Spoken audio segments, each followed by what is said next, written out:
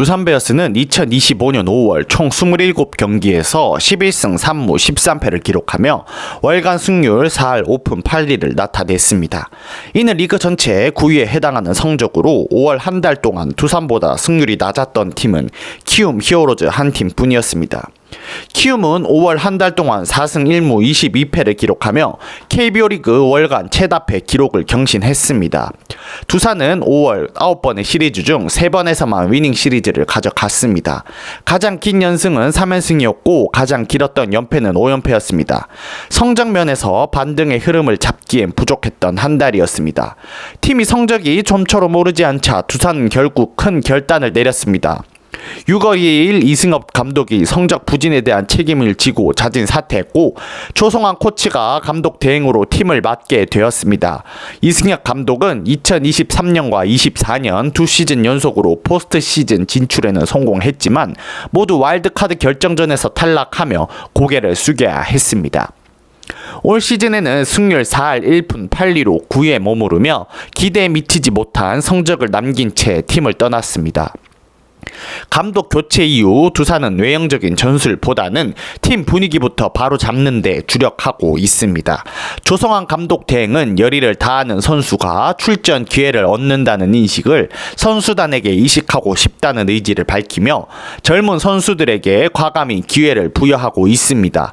실제로 6월 4일 기아와의 경기에서는 신인만 무려 5명이 선발 라인업에 이름을 올렸고 투수진 역시 신인인 최민석과 홍민규가 9이닝 중 7이닝을 책임졌습니다. 비록 이날 경기에서는 3대8로 패했지만 팬들은 이런 변화에 환호하고 있습니다. 특히 최민석은 5이닝 3실점으로 리그 정상급 투수 제임스 네일과 맞대결에서 대등한 경기를 펼쳤고 박준수는 멀티히트를 기록한 전날에 이어 이날도 타석에 나섰습니다. 조성환 감독 대행은 이선호의 스윙에 대해 아름답다고 표현하며 계속 기회를 주고 싶다고 밝히는 등 젊은 선수들의 의욕과 가능성에 주목하고 있습니다.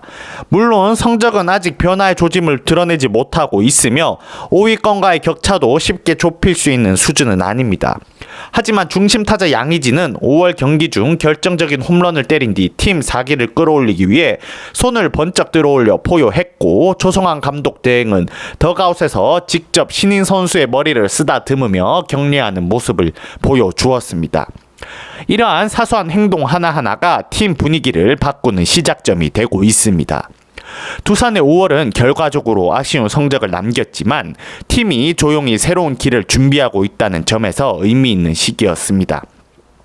리그 후반부로 접어드는 시점 두산이 변화의 씨앗을 어떤 열매로 이어갈 수 있을지 지켜볼 필요가 있습니다. 10위는 키움 히어로즈입니다. 루빈 카디네스는 오른쪽 팔꿈치 굴곡근을 연결하는 힘줄 부상으로 6주 진단을 받으며 5월 말부터 전력에서 이탈했습니다. 키움 히어로즈는 장기 부상 외국인 선수를 대체하기 위해 스톤 게렛을 단기 계약으로 영입했지만 그가 현재 극심한 타격 슬럼프를 겪고 있어 즉각적인 반등을 기대하기 어려운 상황입니다. 키움 히어로즈는 5월 한 달 동안 4승 1무 22패라는 뼈아픈 성적을 기록했습니다. 9번의 시리즈 중 단 한 차례만 위닝 시리즈를 가져갔고 최다 연승은 1연승에 그쳤으며 최다 연패는 10연패까지 이어졌습니다. 리그 최하위인 10위에 머무르고 있는 지금 5월은 키움 히어로즈에게 치욕적인 한 달이었습니다. 특히 외국인 타자 전략은 기대에 크게 미치지 못했습니다. 시즌 초 야시엘 푸이그와 루빈 카디네스 두 외국인 타자를 보유하며 공격력 강화를 노렸지만 푸이그는 5월 중 방출되었고 카디네스도 부상으로 이탈했습니다.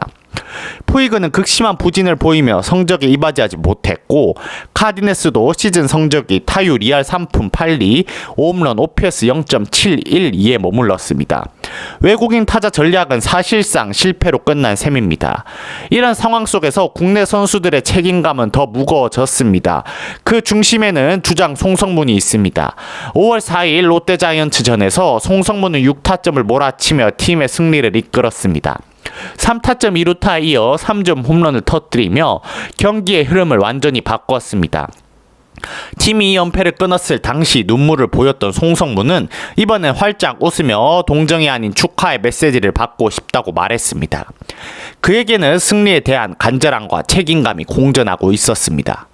송성문은 외국인 선수 부재에 대해 무게감이 떨어질 수밖에 없다면서도 오히려 국내 선수들이 자기 역할을 해주는 것이 장기적으로 팀을 강하게 만든다고 강조했습니다. 이는 팀의 분위기를 단단하게 만들기 위한 주장의 마음가짐이 잘 드러나는 부분입니다.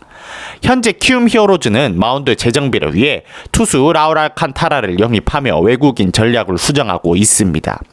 외국인 타자가 모두 전력에서 빠진 지금 국내 타자들의 분발과 안정적인 투수 운영이 절실한 시점입니다.